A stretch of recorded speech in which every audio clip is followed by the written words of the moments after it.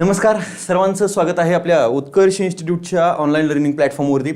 बघा, आपण येणाऱ्या कालखंडामध्ये होऊ घातलेली महा टी म्हणजे शिक्षक पात्रता परीक्षा 2026 या परीक्षेच्या अनुषंगानं या ठिकाणी काय करतो आहोत तर इथं डेमो लेक्चर्स पाहतो आहोत, जे मानसशास्त्र, बाल मानसशास्त्र आणि अध्यापन शास्त्राचा असणार आहे. त्याच्यामधला आजचा जो टॉपिक असणार आहे तो म्हणजे संरक्षण यंत्रणा, ज्यावरती हमखास आपल्याला परीक्षेमध्ये प्रश्न पाहायला मिळत असतो. आणि त्याच टॉपिकवरती आज आपण थोडक्यामध्ये या ठिकाणी विश्लेषण करण्याचा प्रयत्न करणार आहोत. आल्याबरोबर सर्वांनी एकदा लिंक शेअर करायची आहे, जेणेकरून सर्वांना याबाबत या ठिकाणी काय होईल तर हे डेमो लेक्चर्सचा लाभ घेता येईल. संरक्षण यंत्रणा हा टॉपिक अत्यंत महत्त्वाचा आहे. ठीक आहे, जेव्हा आपण मानसशास्त्र या विषयामध्ये संघर्ष आणि समायोजन हा टॉपिक पाहतो, त्या समायोजनाच्या ज्या काही पद्धती असतात त्या समायोजनाच्या पद्धतीमधील एक महत्त्वाची या ठिकाणी पद्धत म्हणजे ही काय आहे, संरक्षण यंत्रणा हा आपल्याला पाहायला मिळतोय. लक्षात घ्यायचं आहे की इथं जर बघितलं तर आपल्याला थोडक्यामध्ये थोडं बेसिक या ठिकाणी याच्याबाबतची माहिती देतो आणि त्याच्यानंतर मग आपल्याला काय करता येईल, इथे पुढे जाता येईल. या संरक्षण यंत्रणांचे जे काही प्रकार आहेत त्यावरती हमखास प्रश्न आपल्याला प्रश्नपत्रिकेमध्ये पाहायला मिळत असतात. ठीक आहे, मग आता सगळ्यात अगोदर लक्षात ठेवायचं की संघर्ष या शब्दाचा अर्थ नेमका काय होत असतो. ठीक आहे, तो समजून घेतल्याशिवाय आपल्याला पुढे जाता येणार नाहीये. संघर्ष या शब्दाचा अर्थ म्हणजे कुठेतरी भांडणतंड असं होत नाही. मनामध्ये जेव्हा एखाद्या गोष्टीच्या बाबत द्विधा मनस्थिती निर्माण होते, त्या द्विधा मनस्थितीलाच इथं काय म्हटलं जात असतं तर संघर्ष असं म्हटलं जात असतं. चला, माझा आवाज क्लिअर आहे का एकदा कमेंट बॉक्समध्ये सांगा बरं, जेणेकरून आपल्याला काय करता येईल, पुढे निघून जाता येईल. चला, माझा आवाज क्लिअर आहे का एकदा कमेंट बॉक्समध्ये सांगायचंय.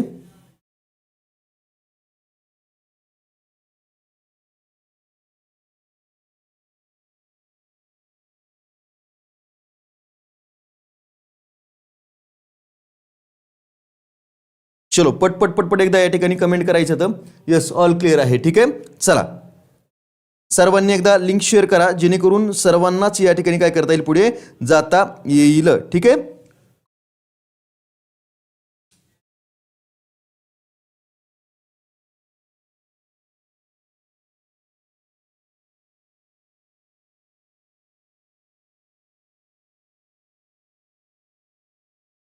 ठीक आहे. चला, माझा आवाज क्लिअर आहे का एकदा पटकन सांगायचं आणि लिंक सुद्धा शेअर करायची आहे. संघर्ष या शब्दाचा अर्थ काय होत असतो की दैनंदिन जीवन जगत असताना जेव्हा आपल्या मनामध्ये जी द्विधा मनस्थिती निर्माण होते एखाद्या गोष्टीच्या बाबत, समजा आपण म्हटलं की या ठिकाणी उन्हातून घरी गेल्याच्या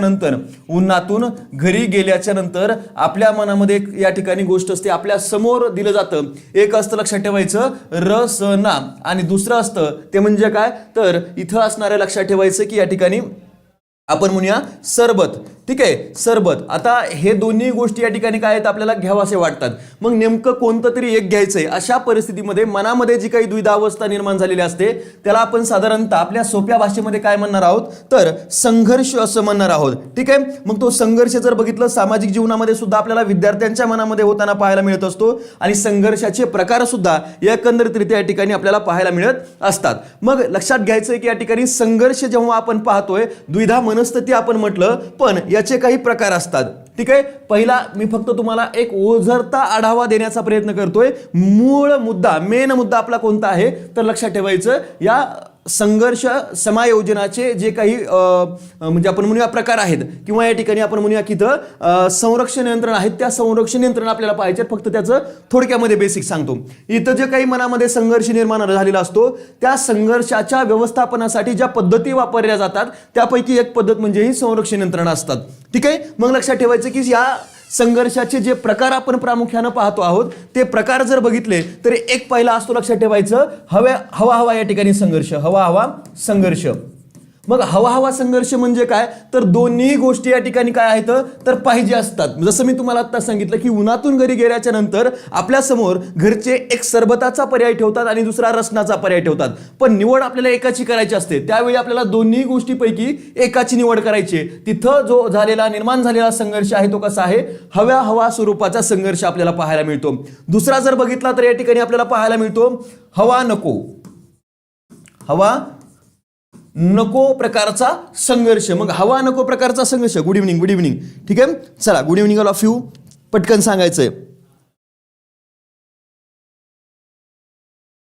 ठीक आहे, चला एक लक्षात ठेवायचं, इथं दुसरा जो असतो तो म्हणजे नको नको प्रकारचा असतो. ठीक आहे, नको नको प्रकारचा संघर्ष म्हणजे लक्षात ठेवायचं, इथं जर बघितलं तर दोन पर्याय आपल्याला समोर असतात आणि आपल्याला काय इथं अभ्यास आणि दुसरा पर्याय विद्यार्थ्याच्या समोर असतो तो म्हणजे नापास होणे. ठीक आहे, मग आपल्याला अभ्यासही करावासा वाटत नाही आणि नापासही व्हावंसं वाटत नाहीये. मग अशा परिस्थितीमध्ये हे दोन्ही आपल्याला नकोसे वाटतात, पण अशा परिस्थितीमध्ये आपल्याला या ठिकाणी कोणती ना कोणती गोष्ट, जर अभ्यास केला नाही तर आपण नापास होणार आहोत, हे आपसुकपणे या ठिकाणी आपल्याला इथं निवडावंच लागणार आहे. मग अशा परिस्थितीमध्ये आपण काय निवडतो, नको असला तरीही आपण अभ्यासाची निवड करत असतो. बरोबर, लक्षात ठेवायचंय. म्हणजे हे इथं हवा म्हणजे काय तर दोन्हीही पाहिजे आणि नको नको म्हणजे काय तर दोन्हीही नको आहेत, पण आपल्याला काय करावी लागणार आहे, एकाची निवड करावी लागणार आहे. तिसरा जो या ठिकाणी संघर्षाचा प्रकार आपल्याला पाहायला मिळत असतो तो म्हणजे कोणता, तर हवा नको संघर्ष. ठीक आहे, हवा नको प्रकारचा संघर्ष या ठिकाणी आपल्याला पाहायला मिळत असतो. मग इथं जर बघितलं तर हवा नको प्रकारचा संघर्ष म्हणजे काय सांगा बरं एका सोप्या भाषेमध्ये. चला सानिया, चला सर्वांनी उत्तर देण्याचा प्रयत्न करायचा आहे, बोलत चालायचंय बरं का, कारण जेव्हा आपले लेक्चर होत असतात मला ती सवय आहे. मुळामध्ये तुम्ही जेव्हा उत्तर द्याल तेव्हा तुम्ही त्या कम्युनिकेशन मध्ये जेव्हा सहभागी व्हाल त्याच्याच माध्यमातून या ठिकाणी काय होतं तर हे योग्य पद्धतीने चालणार आहे. ठीक आहे, चला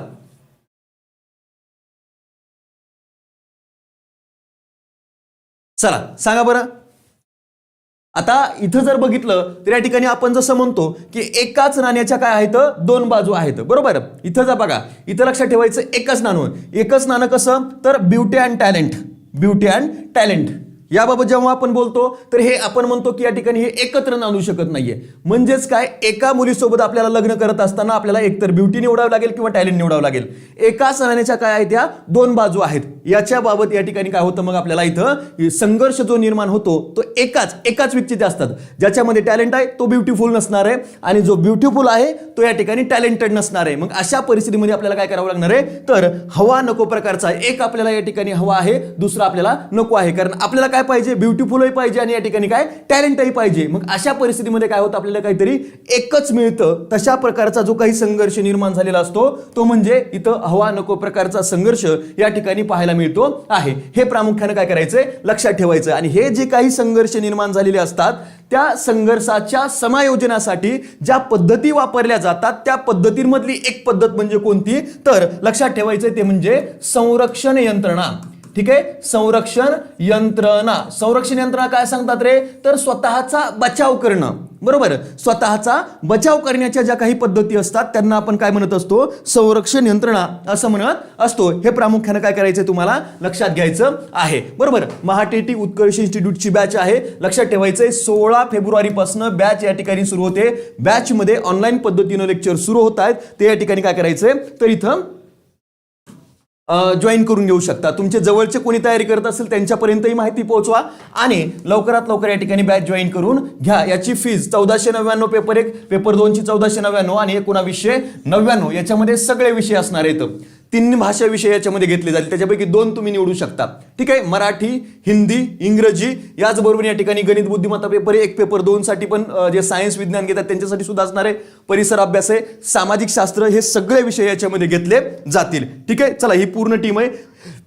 व्हॅलिडिटी 1 वर्ष असणार आहे, व्हॅलिडिटी 1 वर्षाची असणार आहे. ठीक आहे, मग शिक्षकांसाठी या जे काही संघर्ष आपण म्हणतो त्या ज्या संरक्षण यंत्र आहेत त्याचा संरक्षण यंत्रणांचा फायदा किंवा त्याच्या अभ्यासाचा फायदा शिक्षकांसाठी कशा पद्धतीने होतो तो या ठिकाणी आपल्याला काय करता येईल इथं पाहता येईल. एक मिनिट,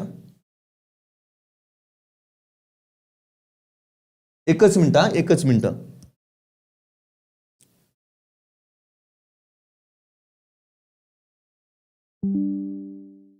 ठीक आहे, क्लिअर आहे आता. यस, ओके, आता क्लिअर आहे का सांगा बरं. ठीक आहे, मध्ये मध्ये काय होतं, थोडंसं नेटचा फ्लक्च्युएशन होतं. शिक्षकांसाठी या शैक्षणिक संघर्षाचं किंवा संघर्षाचं या ठिकाणी आपल्याला महत्त्व समजून घेणं गरजेचं आहे. संरक्षण यंत्रणांचं महत्त्व इथं समजून घेणं गरजेचं आहे. बघा, पहिल्यांदा आहे विद्यार्थ्यांचं वर्तन समजण्यासाठी काय होणार आहे, मदत होणार आहे. मी तुम्हाला स्पष्ट सांगतो की आपल्याला पुढे प्रकार पाहिजेत, पण त्याच्या अगोदर हे अभ्यासनं का गरजेचं आहे. बरोबर, परीक्षेमध्ये येते हे तर पहिलं कारण आहे, पण अभ्यासक्रमामध्येच का देण्यात आलं हे या ठिकाणी आपण काय करतो इथं थोडक्यामध्ये पाहण्याचा प्रयत्न करत आहोत. ठीक आहे, चला हे लक्षात घ्यायचंय. चालेल, मग लक्षात घ्यायचं या ठिकाणी पहिलं काय, विद्यार्थ्यांचे वर्तन समजण्यास या ठिकाणी मदत होणार आहे. मग इथं मदत कशा पद्धतीने होतं की वर्गातील एखादा विद्यार्थी काय करतो, खूप प्रमाणामध्ये आक्रमक असतो, एखादा रागीट असतो, बरोबर. मग जर रागीट स्वरूपाचा विद्यार्थी असेल तर त्याला काय करायचं, तर या ठिकाणी त्याची जी काही राग आहे तो एका क्षेत्रामधून दुसऱ्या क्षेत्रामध्ये त्याचा रागाचा फायदा करून घ्यायचा, म्हणजे त्याला क्रीडांमध्ये उतरवायचं, बॉक्सिंग सारख्या खेळांमध्ये उतरवायचं. अशा पद्धतीने मदत या ठिकाणी करण्यासाठी या शिक्षकांना होऊ शकते, बरोबर. दुसरं, त्याच्यानंतर जर बघितलं तर एखादा कुसमायोजन करणारा या ठिकाणी एक विद्यार्थी आहे, बरोबर. याच्यामध्ये जे विद्यार्थी वारंवार खोटं बोलतात, बरोबर, खोटं बोलतात, कुणी चोऱ्या करतो आहे, बरोबर. त्याच्यानंतर या ठिकाणी मारामारी करतात हमखास, मग ते कोणत्या तरी मानसिक स्थितीमधून जात आहेत. मग ते नेमकं असं का करतायत हे समजून घेण्यासाठी काय होऊ शकतं, तर शिक्षकांना याची मदत होऊ शकते. हे लक्षात ठेवायचंय. मानसिक ताण ओळखला जाऊ शकतो, ओळखता येऊ शकतो आणि त्या ताणाचं निरसन करण्याचं काम शिक्षकांना करता येऊ शकतं. यासाठी या ठिकाणी काय करावं लागतं, तर शिक्षकांना याचं महत्वाचं आहे. त्याच्यानंतर आहे लक्षात ठेवा, उदात्तीकरण करण्यास प्रवृत्त करणं. आता उदात्तीकरण म्हणजे काय, हा एक संरक्षणाचा म्हणजे संरक्षण यंत्रणेचा एक प्रकार आहे. तो तुम्हाला डिटेलमध्ये पुढे सांगतोच. ठीक आहे, मग शिक्षकाने विद्यार्थ्यांमधील सुप्त गुण ओळखून त्यांना काय करायचंय, उदात्तीकरण करायचंय. या श्रेष्ठ यंत्रणेचा या ठिकाणी उदात्तीकरण या श्रेष्ठ यंत्रणेचा वापर करायचा आणि या ठिकाणी शिक्षकाला त्या विद्यार्थ्याला शिक्षकानं त्या पद्धतीने त्याला शिकवायचं, बरोबर. जर उदात्तीकरण म्हणजे तुम्हाला हे जमू शकतंय, तुला हे येतंय, जरी त्याला या ठिकाणी थोडाफार कमकुवत जरी वाटत असला तरी त्याला काय करायचं, थोडं जास्त प्रमाणामध्ये जर प्रमोट केलं तर निश्चितपणे तो विद्यार्थी काय होऊ शकतो, तर योग्य त्या मार्गावरती जाऊ शकतो. हा सुद्धा एक प्रकारे शिक्षकाला काय आहे, फायदा आहे. जसं मी तुम्हाला सांगितलं की ज्याला खूप राग येतो त्याला खेळाच्या मैदानामध्ये पाठवून त्याच्या रागाचं रूपांतर हे कशामध्ये करायचं, ऊर्जेमध्ये करायचं. हे प्रामुख्याने काय करता येईल तुम्हाला इथं लक्षात ठेवता येईल. गुड इव्हनिंग, गुड मॉर्निंगच म्हणलो तुम्हाला.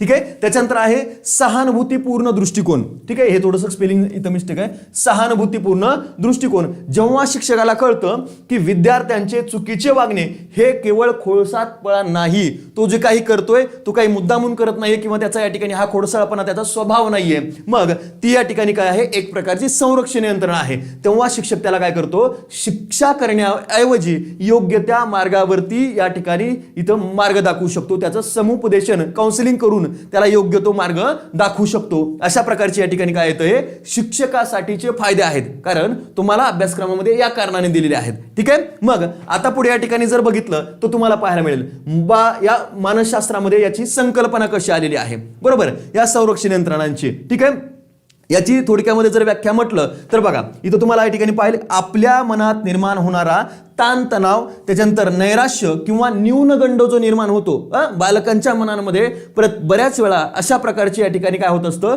न्यूनगंड मनामध्ये तयार होत असतो आणि तो न्यूनगंड ते नैराश्य किंवा मनामध्ये निर्माण होणारा जो ताणतणाव आहे तो कमी करण्यासाठी आणि आपल्या अहम जे इगो आहे, आपण स्व म्हणतो त्याला, स्व, ठीक आहे, इगो आहे, त्या इगोचं रक्षण करण्यासाठी व्यक्ती अजाणतेपणे ज्या मानसिक उपायांचा आचारांचा आधार घेतो त्यांना आपण काय म्हणणार आहोत, संरक्षण यंत्रणा. मी आता सुरुवातीला सांगितलं की स्वतःचं या ठिकाणी प्रतिष्ठा जपण्यासाठी ज्या ज्या गोष्टी या ठिकाणी आत्मसात केल्या जातात किंवा त्यांचा वापर केला जातो त्यांनाच आपण काय म्हणणार आहोत, संरक्षण यंत्रणा. ठीक आहे, मग इथे एक तर स्वतःचा बचाव करणं असेल, स्वतःचे या ठिकाणी प्रतिष्ठा जपणं असेल किंवा स्वतःचा इगो जपणं असेल, या सर्वांसाठी प्रामुख्याने कशाचा वापर केला जात असतो, ज्या पद्धतींचा वापर केला जातो त्या पद्धती म्हणजे काय आहेत तर लक्षात ठेवायचं, संरक्षण यंत्रणा आहेत. ठीक आहे, मग याची जी संकल्पना पुढे आली तर लक्षात ठेवायचं, एक तर सिगमंड फ्राइड यांनी ही संकल्पना मांडली आणि त्यांची मुलगी ॲना फ्राइड, लक्षात ठेवायचं, सिगमंड फ्राइड यांनी ही संकल्पना मांडली आणि त्यांची मुलगी ॲना फ्राइड जी आहेत त्यांनी ती अधिक प्रमाणामध्ये विकसित केलेली आपल्याला पाहायला मिळते आहे. भविष्यामध्ये जर प्रश्न आला की संरक्षण यंत्रणांची संकल्पना सर्वप्रथम कोणी सादर केली तर ती सिगमंड फ्राइड यांनी सादर केली आहे आणि त्याला विस्तारित विकसित रूप कोणी दिलं, त्याला अजून या ठिकाणी जास्त विश्लेषित कोणी केलं तर त्यांचीच मुलगी असणाऱ्या ॲना फ्राइड यांनी केलेलं आपल्याला पाहायला मिळतं आहे. ठीक आहे, लक्षात ठेवायचं. याचा उद्देश काय आहे तर उद्देश आहे मानसिक समतोलन साधनं. ठीक आहे, मानसिक समतोल आणि संतुलन साधणं आणि स्वतःची प्रतिष्ठा टिकवणं या उद्देशानं प्रामुख्याने या काय केल्या जात असतात, संरक्षण यंत्रणा या ठिकाणी वापरल्या जात असतात. बरोबर, मग आता संरक्षण यंत्रणांचे काही प्रकार आपल्याला पाहता येतात ज्यावरती आपल्याला प्रश्न विचारला जातो डायरेक्टली उदाहरणे देऊन. ठीक आहे, चला Bhagyashree Kshirsagar, good evening, good evening. चला ठीक आहे. मग आता जे बोलतोय ते समजतंय का व्यवस्थित ते मला एकदा पटकन एकदा सांगायचंय. थंब द्या किंवा यस म्हणून टाका, वाय टाकायचं. जर समजलं असेल तर यस टाकायचं आणि जर नसेल समजलं तर जो पॉइंट तुम्हाला या ठिकाणी समजून परत घ्यायचा आहे तो पॉइंट या ठिकाणी फक्त इथं विचारायचा की सर हा पॉइंट परत रिपीट करा. चला सांगा. चला पटपट पटपट एकदा सांगायचंय. समजतंय का? यस. सर्वांनी बोलायचंय जेणेकरून काय होईल, सर्वांना सोबत घेता येईल. ठीक आहे. चला ओके ठीक आहे. चला मग इथं जर बघितलं या ठिकाणी संरक्षण यंत्रणेचे प्रकार आपल्याला पाहायला मिळतात. त्यामध्ये जर बघितलं नकारणे, दमन, प्रतिगमन, समर्थन, प्रक्षेपण, उदात्तीकरण, विस्थापन, तादात्म्य, भरपाई. त्याच्यानंतर जर बघितलं तर याच्यामध्ये आपल्याला या ठिकाणी आत्मताडन या अजून वेगवेगळ्या प्रकारच्या ज्या काही संरक्षण यंत्रणा पाहायला मिळतात. दिवा स्वप्न एक आहे बघा. ठीक आहे. दिवा स्वप्न आहे, आत्मताडन आहे, त्याच्यानंतर या ठिकाणी तद्नुभूती आहे. ठीक आहे. लक्षात ठेवायचं या महत्वाच्या काय आहेत तर परीक्षेमध्ये विचारल्या जाणाऱ्या संरक्षण यंत्रणा. ठीक आहे. आत्मताडन. ठीक आहे. त्याच्यानंतर जर बघितलं या ठिकाणी दिवा स्वप्न. ठीक आहे. लक्षात ठेवायचं. त्याच्यानंतर आहे तद्भूती. ठीक आहे. लक्षात ठेवायचं विकृत श्रद्धा या महत्वाच्या संरक्षण यंत्रणा या ठिकाणी आपल्याला पाहायला मिळत असतात. ठीक आहे. मग आता एक एक एक एक यांच्या उदाहरणासह, कारण आपल्याला परीक्षेमध्ये उदाहरण दिलं जातं आणि त्या उदाहरणाच्या माध्यमातून काय केलं जाणार आहे रे तर प्रश्न विचारले जाणार. सॉरी माझ्याकडून या ठिकाणी एकेरी उल्लेख होऊ शकतो पण त्याचा उद्देश हा मुद्दामून नाहीये. ठीक आहे. माझा उद्देश हा तुम्हाला हे सांगणं आहे.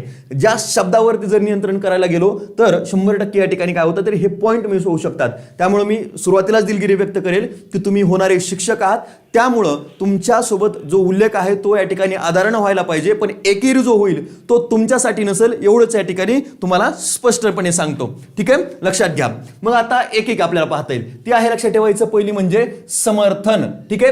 समर्थन काय आहे तर रॅशनलायझेशन त्याला आपण म्हणतो बघा. ठीक आहे. रॅशनलायझेशन याचा अर्थ काय होतो रे बघा. आता इथं जर बघितलं तर या ठिकाणी आपल्या चुकीच्या वागण्याचे किंवा अपयशाचे बुद्धीला पटेल असे कारण देणे म्हणजे या ठिकाणी आपण त्याला काय म्हणतो समर्थन म्हणतो. बरोबर. खरे नसलेले कारण देणे. बरोबर. बुद्धीला पटणार नाही असं कारण देणे ते या ठिकाणी त्याला काय म्हणायचं समर्थन म्हणायचं. म्हणजे स्वतःच्या कृतीचं समर्थन करण्याची प्रक्रिया त्याला या ठिकाणी समर्थन असं म्हटलं जातं. आता त्याची उदाहरणं बघा काय काय आहेत. ठीक आहे. एक द्राक्ष आंबट येतं म्हणजे आपल्याला माहिती आहे की कोल्ह्याची गोष्ट आहे. कोल्हा द्राक्षाच्या बागेत जातो आणि काय करतो उड्या मारतो. बरोबर. कशासाठी? द्राक्ष मिळवण्यासाठी. पण त्याला द्राक्ष काही तोंडाला लागत नाही. तो भरपूर प्रयत्न करतो पण त्याला द्राक्ष काही तोंडाला लागत नाही. मग तशा परिस्थितीमध्ये काय होणार आहे?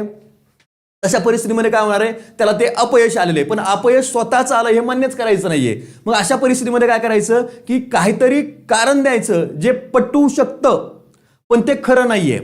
जे पटवू शकतं ते खरं नाहीये. मग त्यांनी काय सांगायचं की द्राक्ष आंबट होते, मला काही खाऊ वाटले म्हणून मी ते काही खाल्ले नाही.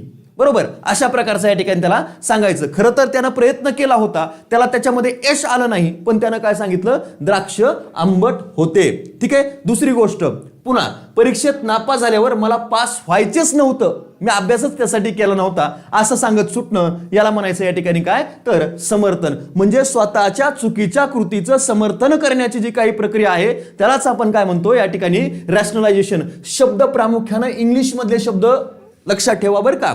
का माहिती आहे का तर या समर्थनासाठी अजून काही शब्द दुसरे वापरले जाऊ शकतात बरं का. लक्षात ठेवा. त्याच्यासाठी इथं हे शब्द महत्वाचे आहेत. या शब्दाच्या माध्यमातून तुम्हाला सहज पद्धतीने काय केलं जाऊ शकतं तर ते ओळखता येऊ शकतं. रॅशनलायझेशन काय आहे तर स्वतःच्या चुकीच्या कृतीचं समर्थन करण्याची प्रक्रिया. ठीक आहे. त्याच्यानंतर आहे बघा नोकरी मिळाली नाही तर ती नोकरी खूप लांब होती, पगारही कमी होता, मला ती करायचीच नव्हती. बरोबर. हा गेला त्याच्यासाठी त्यानं प्रयत्नही केले पण मला ती करायचीच नव्हती, त्याला ती मिळाली नाहीये. पण लोकांमध्ये प्रतिष्ठा जपण्यासाठी स्वतःच्या या ठिकाणी जी काही कमतरता आहेत त्या लपवण्यासाठी त्यानं काय सांगितलं की मला ती नोकरी करायचीच नव्हती, ते लांबच होतं, पगारही कमी होता अशी कारणं द्यायची. बरोबर. खऱ्या अर्थानं त्याला नोकरीमधून रिजेक्ट केलेलं असतं. बरोबर. पण सांगतोय काय लांब आहे, पगार कमी आहे, मला ती करायची नव्हती. अशा पद्धतीच्या जेव्हा या ठिकाणी सांगितले जातात तेव्हा त्याला म्हणायचं समर्थनाची प्रक्रिया. दुसरं या ठिकाणी अजून बस चुका झाल्यावर या ठिकाणी बरोबर. इथे जर बघितलं या ठिकाणी बस चुकल्यावर आपण काय म्हणतो तर बरं झालं बस गेली. खूप गर्दी होती बसमध्ये. आपल्याकडून खऱ्या अर्थानं काय झालेली असते ती चुकलेली असते. जर आपल्याला ती योग्य वेळेवरती आपण तिथं पोहोचलो असतो तर आपण ती बस पकडलीच असते. पण खऱ्या अर्थानं आपण काय म्हणतो, बरं झालं गेली, लय गर्दी होती त्याच्यामध्ये बसायलाच जागा नव्हती, है का नाही. अशा पद्धतीच्या या ठिकाणी जेव्हा आपण करतो ती काय झालं तर ते समर्थन झालं. बाकीची उदाहरणं सुद्धा तुम्हाला इथं पाहायला मिळतील. ठीक आहे, चला त्याच्यानंतर बघा क्षतिपूर्ती किंवा भरपाई आपण त्याला या ठिकाणी कंपेन्सेशन त्याला म्हणतो बघा. ठीक आहे, कंपेन्सेशन हा एक महत्वाचा काय आहे तर या ठिकाणी इथं संरक्षण यंत्रणेचा प्रकार आहे. ठीक आहे, आता परीक्षेमध्ये जर बघितलं एखाद्या क्षेत्रामध्ये आलेले अपयश किंवा उणीव दुसऱ्या क्षेत्रात यश मिळवून भरून काढणे, बरोबर लक्षात ठेवायचं, याला कंपेन्सेशन याला म्हणत असतो, लक्षात ठेवायचंय. आता इथं जर बघितलं तर या ठिकाणी तुम्हाला पाहायला मिळेल याचा अर्थ काय होतो बघा. इथं डॉक्टर बाबासाहेब आंबेडकरांचं उदाहरण सर्वोत्तम दिलेलं तुम्हाला पाहायला मिळतंय की डॉक्टर बाबासाहेब आंबेडकरांनी अस्पृश्यतेमुळे मोठ्या प्रमाणामध्ये त्यांना अपमान सहन करावा लागला. ठीक आहे, आणि अपमान त्यांनी या ठिकाणी सहन केला, ज्ञानाच्या जोरावर त्यांनी काय केलं, पुढे सर्वोच्च बनले. बरोबर लक्षात ठेवायचं की डॉक्टर बाबासाहेब आंबेडकरांनी अस्पृश्यतेमुळे आलेला अपमान, स्वतःचा जे काही ज्ञान मिळवलं याच्या माध्यमातून एवढं ज्ञान मिळवलं की लोकांना त्यांना सन्मानानंच वागणूक पुढे या ठिकाणी द्यावी लागली. पुढे त्यांच्या हयातीमध्ये सुद्धा आणि हयातीच्या नंतर सुद्धा आज एक नाव हे जिवंत आहे, ते स्वतःच्या ज्ञानाच्या जीवावर आहे. म्हणजेच काय तर अस्पृश्य समाजामध्ये जन्माला आले पण त्यांचा त्या ठिकाणी अपमान झाला. अपमान या ठिकाणी काही लोकांनी केला. तो अपमान त्यांनी कशा पद्धतीने भरून काढला तर स्वतः ज्ञान मिळवलं आणि ज्ञानाच्या जीवावरती सर्वोच्च स्थान या ठिकाणी प्राप्त केलं. या देशाचं संविधान यांनी लिहिण्याचं काम केलं आणि स्वतःला सन्मान मिळवून घेतला. हे या ठिकाणी काय झालं त्याचं उदाहरण झालं. बरोबर लक्षात ठेवायचंय. म्हणजे हे काय झालं कंपेन्सेशन आपण म्हणूया. अभ्यासात हुशार नसलेला विद्यार्थी काय होतो, एखाद्या वेळेस सचिन तेंडुलकर 10वीला नापास झाला पण क्रिकेटमध्ये या ठिकाणी त्याचं एक मोठं नाव झालं, क्रिकेटमध्ये एक मोठं या ठिकाणी त्याचं इथं जगप्रसिद्धी त्याला मिळाली. तसं त्याचं या ठिकाणी काय आहे की एका क्षेत्रामध्ये शैक्षणिक क्षेत्रामध्ये जरी तो नापास झाला असेल तरीही त्यानं क्रिकेट क्षेत्रामध्ये नाव मोठं केलेलं आपल्याला पाहायला मिळतं आहे. ठीक आहे, त्याच्यानंतर अजून काय आहे की दिसायला सुंदर नसलेली व्यक्ती उत्कृष्ट वक्ता किंवा गायक सुद्धा बनवू शकते. बरोबर लक्षात ठेवायचं. त्याच्यानंतर दुसरी गोष्ट आता तुमच्याशी रिलेटेड शिक्षक भरतीशी संबंधित असणारं टीईटी पास न होऊ शकलेला उमेदवार स्वतःचा क्लास सुरू करतो आणि अनेक यशस्वी विद्यार्थी घडवतो. ते सुद्धा काय आहे या भरपाईचं किंवा क्षतिपूर्तीचं उदाहरण असलेलं तुम्हाला पाहायला मिळतं आहे. म्हणजे एका क्षेत्रामध्ये जे नुकसान झालंय ते दुसऱ्या क्षेत्रामध्ये भरून काढण्याची प्रक्रिया. ठीक आहे, त्याच्यानंतर आहे उदात्तीकरण. बघा उदात्ती सर्वात उच्च दर्जाची यंत्रणा या ठिकाणी याला मानलं जातं बघा. ठीक आहे, सब्लिमेशन कशाला म्हटलं गेलेलं आहे, सब्लिमेशन याला म्हटलेलं आहे की समाजाला मान्य नसलेल्या आपल्या नैसर्गिक प्रेरणा, लैंगिक इच्छा किंवा आक्रमक वृत्ती समाजमान्य व विधायक मार्गाने व्यक्त करणे. जसं की समाजाला मान्य नाहीये, तुम्ही रागीट आहात, तुम्ही रागीट असणं हे समाजाला मान्य नाहीये, ते समाजासाठी क्षतिदायक आहे. पण अशा परिस्थितीमध्ये त्याच रागाचा उपयोग जर आपण क्रीडा क्षेत्रामध्ये केला आणि एक बॉक्सर म्हणून जर आपण समोर आलो तर ते लोकांना मान्य आहे. बरोबर, त्याला काय म्हणायचं, उदात्तीकरणाची प्रक्रिया. ठीक आहे, लक्षात ठेवायचं. प्रेमभंग झाला म्हणून उत्तम कवी झाला, कविता करायला लागला आणि या ठिकाणी जगभरात या ठिकाणी प्रसिद्ध कवी म्हणून पुढे आला, ते त्याचं या ठिकाणी उदात्तीकरणाचं उदाहरण आहे. बरोबर, आजचा दिवस आहे म्हणून ते तुम्हाला उदाहरण त्याचं योग्य या ठिकाणी समजू शकतं. ठीक आहे, त्याच्यानंतर आक्रमकता ते संरक्षण. जसं तुम्हाला सांगितलं की लोक काहींच्या रागीट असतात, काही आक्रमक असतात. मग त्या आक्रमकतेचा वापर कुठं करायचा, एकतर तू आपल्या आर्मी मध्ये जा, देशाचं संरक्षण करण्यासाठी त्या आक्रमकतेचा वापर करायचा, किंवा क्रीडा क्षेत्रामध्ये जायचा आणि एक उत्तम असा बॉक्सर म्हणून या देशाचा नावलौकिक मिळवायचा, नावलौकिक करायचा. ती झाली या ठिकाणी काय तर इथं सब्लिमेशनची प्रोसेस. बरोबर, ही त्याची काय आहे एक प्रकारचं उदाहरण. बरोबर, हे प्रामुख्याने काय करता येईल इथं लक्षात ठेवता येईल. ठीक आहे, चला मग बाकी तुम्हाला इथं तुलसीदासांनी पत्नीवरील आसक्ती भक्तीकडे वळून रामचरितमानस नावाचा ग्रंथ लिहिला. ज्या तुकारामांचं सुद्धा उदाहरण याला योग्य पद्धतीनं बसतं बघा. ठीक आहे, लक्षात ठेवायचं. हे प्रामुख्याने काय करता येईल तुम्हाला लक्षात घेता येईल. चला त्याच्यानंतर आहे प्रक्षेपण, ज्याला आपण प्रोजेक्शन म्हणतोय. ठीक आहे, प्रक्षेपण म्हणजे काय तर स्वतःचे दोष, अपयश किंवा दुर्गुण मान्य न करता ते दुसऱ्यावर किंवा परिस्थितीवर ढकलणे. नापास झाला, पेपरच अवघड होता. बरोबर, मी अभ्यास केला होता पण पेपरच अवघड निघाला, किंवा अभ्यासक्रमाच्या बाहेरचाच पेपर आला, असं म्हणतो का नाही आपण. टीईटीलाही आपण तसंच करतो, बरोबर. तुमचा अभ्यासक्रम जो आहे तो अभ्यास तुम्ही या ठिकाणी कमी केलाय, तुम्ही ते नापास झालाय हे मान्य न करता तुम्ही काय म्हणता, जे अभ्यास केला त्याच्या बाहेरच काहीतरी आलं, अभ्यासक्रम जो त्यांनीच दिला त्याच्या बाहेरचाच त्यांनी पेपर सेट केला, अशा प्रकारची जेव्हा आपण त्याला या ठिकाणी इथं म्हणतो ते काय झालं, प्रक्षेपण झालं, बरोबर. लक्षात घ्यायचंय इथं महत्वाचं आहे. ठीक आहे, चला. बरोबर. मग इथं लक्षात ठेवायचं की परीक्षेत कमी गुण मिळाल्यावर मास्तरांनी पेपर कडक तपासला म्हणे, बरोबर. तसं एक होतं. किंवा स्वतः खोटारडा असणारा माणूस दुसऱ्याला तू खोटारडा आहेस असं म्हणतो, ते सुद्धा उदाहरण कायचंय याचंच आहे. आणि क्रिकेटमध्ये बाद झाल्यावर बॅट खराब आहे असं सांगणारा या ठिकाणी क्रिकेटपटू. ही सगळी उदाहरणं कशाची आहेत, या ठिकाणी प्रोजेक्शनची असलेली तुम्हाला पाहायला मिळतात, बरोबर. चला. CTET exam example. Yes CTET exam मध्ये सुद्धा नापास झालं की लगेच म्हणायचं आमचा या ठिकाणी काय झालं, पेपरच अभ्यासक्रमाच्या बाहेर आला होता, त्यांनी यावेळेस प्रश्नच विचारले होते अभ्यासक्रमाच्या बाहेरचे. अशा पद्धतीचे जेव्हा आपण वल्गना करतो ते म्हणजे या प्रकारची या ठिकाणी संरक्षण यंत्रणा असते. ठीक आहे, चला. त्याच्यानंतर आहे विस्थापन, डिस्प्लेसमेंट. विस्थापन आपण एका व्यक्तीचा किंवा गोष्टीचा राग हा भीती किंवा भावना दुसऱ्या निर्दोष व्यक्तीवरती व्यक्त करणे. ऑफिसमध्ये बॉसने झाडलं, ऑफिसमध्ये बॉस रागावला, त्याचं राग आपण बॉसवरती रागवू शकत नाहीयेत, मग आता काय घरी जाऊन बायकोवरती रागवायचं, बरोबर. किंवा सासू सुनाच्या भांडणामध्ये काय करायचं, सासू सुनेवरती रागवली, सासू सुनाचं भांडण झालं, त्या परिस्थितीमध्ये सुनेला सासूवरती भांडण परत रागवता येत नाही, म्हणून या ठिकाणी सासूचा राग कुणावरती काढायचा तर मुलावरती काढायचा, बरोबर.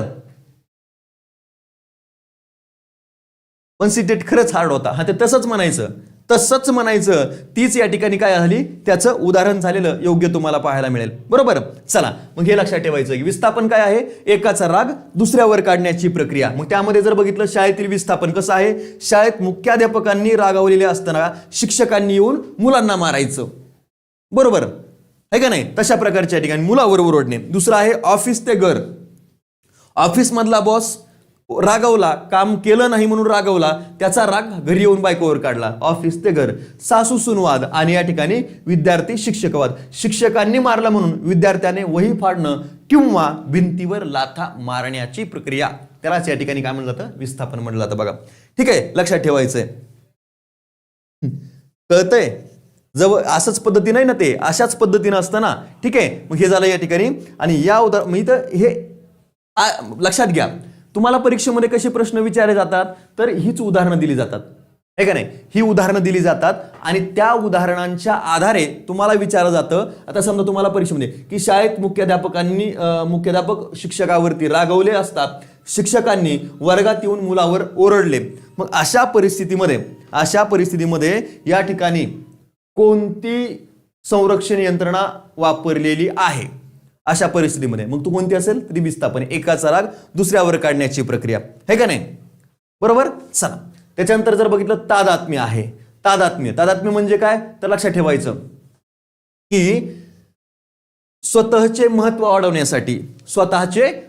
वाढवण्यासाठी दुसऱ्या एखाद्या उच्च पदस्थ व्यक्तीची ओळख सांगणे किंवा त्याच्याशी संबंध जोडणे, बरोबर. आपले गावाकडचे कार्यकर्ते असतात ना, कार्यकर्ते काय करतात, एखाद्या चालता या ठिकाणी जातात, एखादे नेते मोठे बसलेले असतात, त्याच्या कानामध्ये जाऊन म्हणतात साहेब पाणी आणू का तुम्हाला, आणि त्याच्याच याच्यामध्ये या ठिकाणी एखाद्याला सांगतात की यावेळी फोटो काढून टाक, आणि मग यांच्यासोबत चर्चा, बाहेर स्टेटस लावून भावी आयुष्याच्या बाबत किंवा भावी राजकारणाच्या बाबत चर्चा करताना, आहे का नाही, ह्यांनी काय सांगितलं असतं, साहेब पाणी आणू का, चहा आणू का, साहेब बुटं पुसून देऊ का, आणि त्यात या ठिकाणी कानात सांगत असताना, कानात बोलत असताना त्या समोरून फोटो काढतो आणि ते तोच फोटो स्टेटसला लावून भविष्याच्या राजकारणावर चर्चा करताना, बरोबर. ऐकलंय का नाही, ते झालं या ठिकाणी काय, तादात्म्य, बरोबर. तादात्म्य त्याला या ठिकाणी म्हटलं जातं. समजतंय का रे.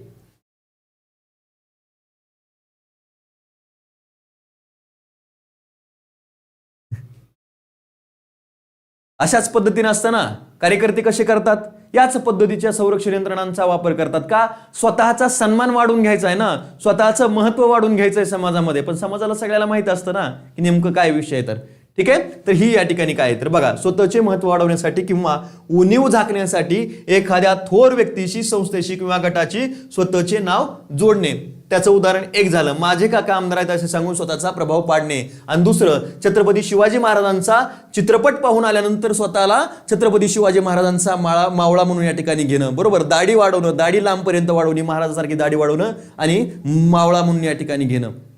बरोबर, ते सुद्धा काय आहे, तशाच प्रकारची या ठिकाणी संरक्षण यंत्रणा पाहायला मिळते, ती म्हणजे तादात्म्य संरक्षण यंत्रणा या ठिकाणी काय करता येईल, तुम्हाला लक्षात घेता येईल. ठीक आहे. त्याच्यानंतर संस्थेच्या यशामध्ये स्वतःचा गौरव. बरोबर, इथं काय सांगायचं की माझी शाळा जिल्ह्यात पहिली आले असे म्हणून विद्यार्थ्यांनी स्वतःचा या ठिकाणी गौरव करून घेणे. बरोबर, तर आला असेल तर त्याच्यामध्ये त्याचा काही संबंध नसतो, आहे का नाही. तशा प्रकारची या ठिकाणी यंत्रणा ती म्हणजे कोणती झाली, तर ही तादात्म्य प्रकारची यंत्रणा आपल्याला इथं पाहायला मिळते आहे. ठीक आहे. चला, महाटीएटी उत्कर्ष इन्स्टिट्यूटच्या ऑनलाईन प्लॅटफॉर्मवरती या ठिकाणी ही बॅच सुरू होते आहे. बरोबर, लक्षात ठेवा 16 फेब्रुवारीपासून बॅच सुरू होते आहे.